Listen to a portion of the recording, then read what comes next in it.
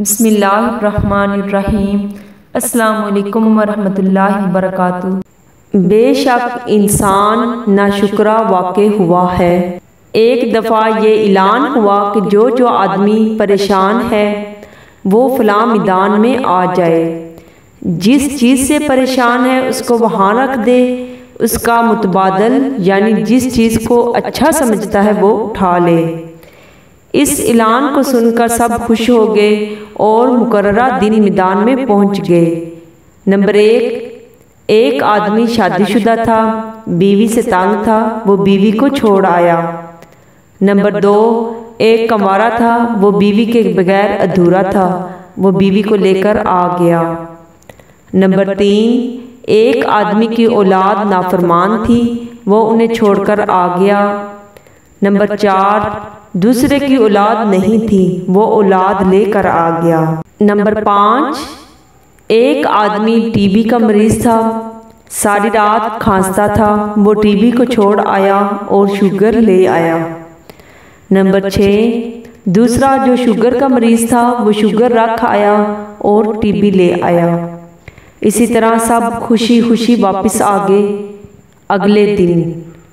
Number 1, शादीशुदा जो बीवी को छोड़ आया था, घर आया, रात हुई, ना कोई खाना पकाने वाला, ना किसी ने बिस्तर पे बिछाकर दिया, ना कोई चाय बनाकर देने वाला, तो कहने लगा कि चलो जैसी भी थी खिदमत तो करती थी।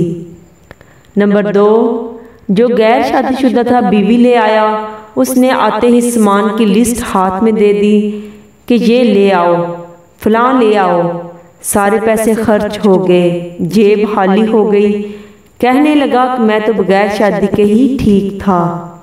नंबर 3, जो अपनी औलाद को छोड़ आया था वो भी ऐसे ही पशेमान हुआ कि जैसे भी नाफरमान थे, कभी कभी हाल चाल ही पूछ लेते थे, कभी कोई काम ही कर देते थे। नंबर 4, जो औलाद ले आया था बड़ा खुश था, लड़कों ने आते ही बाप को लिटा कर मारना शुरू कर दिया।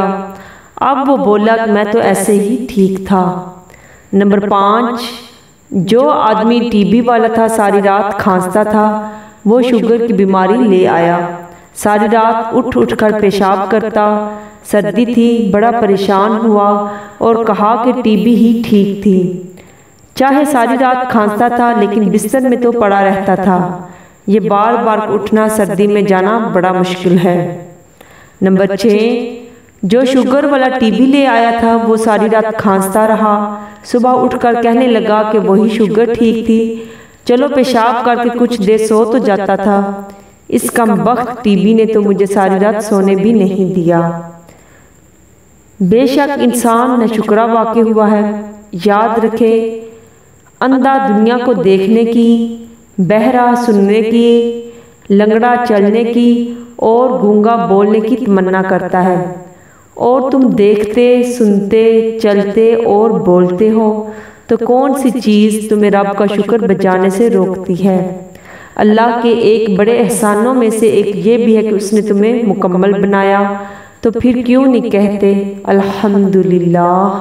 अगर आपको मेरी वीडियो पसंद आई है तो मेरी वीडियो को लाइक और मेरे चैनल को सब्सक्राइब ज़रूर कीजिएगा। एक नई वीडियो के साथ दोबारा मिलेंगे इंशाअल्लाह। अल्लाह हाफिज़।